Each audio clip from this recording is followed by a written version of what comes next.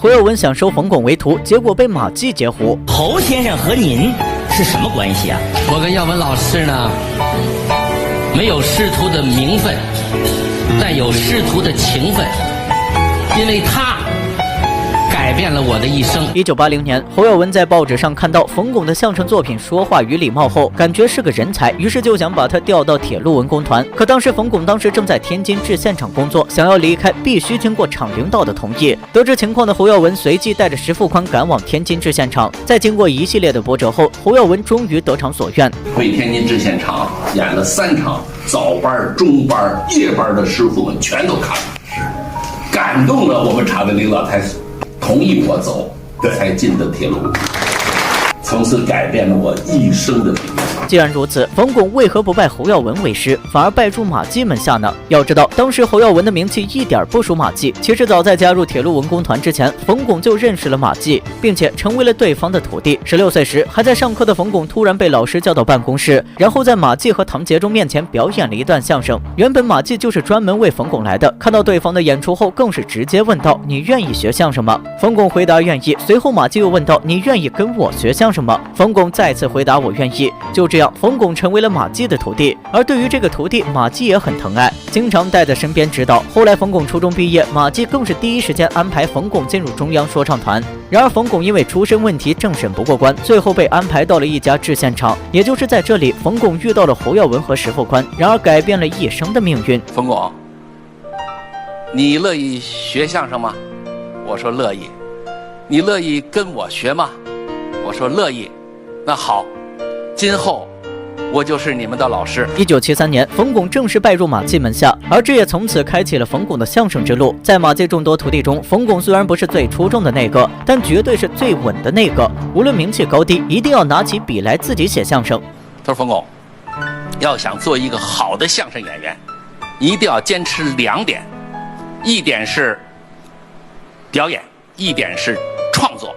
一定要拿起笔来自己写相声，才是好相声。”因为师傅的这番话，冯巩开始学着写作品，而他1年内创作的3个作品也都被发表在天津演唱上。也就是那个时候起，冯巩开始在曲艺界崭露头角。1986年，冯巩更是凭借自己的虎年谈虎首次登上春晚。至此以后，冯巩就成了春晚常客，足足霸占春晚20年之久。那句“我想死你们了”更是让人记忆深刻。我想死你们了！如今，随着越来越多的喜剧大咖退出春晚，冯巩也很少再出现在电视屏幕上，将更多的机会留给了年轻人。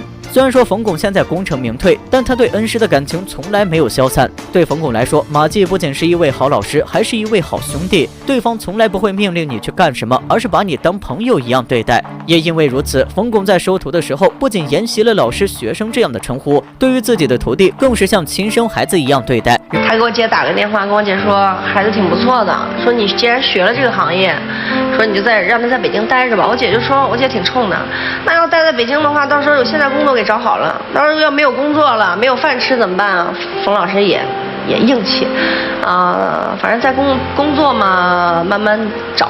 要没有钱住没有地儿住呢，我给他找地儿住；要没有钱吃饭呢，我管他几顿饭还是能管得起，安心。然而谁也没想到的是，冯巩与马季的关系竟成了侯耀文收徒郭德纲的导火索。侯耀文收徒郭德纲竟与马季有关。当时他自己讲，就是说侯宝林是没有了，今后就靠你们了。侯宝林临终之前将侯门大权交到马季手里，本以为马季会扛起侯家大旗，照顾好侯家后代。谁知侯宝林去世的第2年，马季就成立了马家军，并且声势浩荡地带着他们参加各种节目。随着马家军名气越来越大，外界也逐渐传出侯家倒了马季起来的言论。本来马季和侯耀文就归属2个不同的单位，如此一闹，双方更是弄得水火不容。为了壮大相声队伍，侯耀文开始疯狂招兵买马，凡是有点相声天赋的都被他招进了铁路文工团。然而即便如此，侯门弟子还是在马家军的攻势下节节败退。那么马家军有何厉害之处呢？马季弟子中国广播艺术团说唱团姜宽，马季弟子中国广播艺术团赵岩，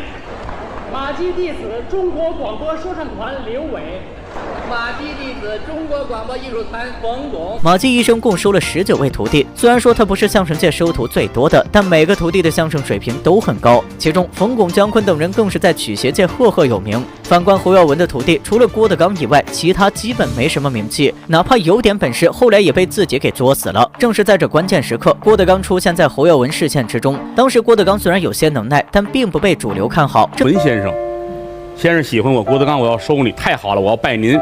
这句话传出去，侯耀文先生的家就没断过人，就是相声同行，包括我们一块的亲师兄弟，一波一波上家去，不能收。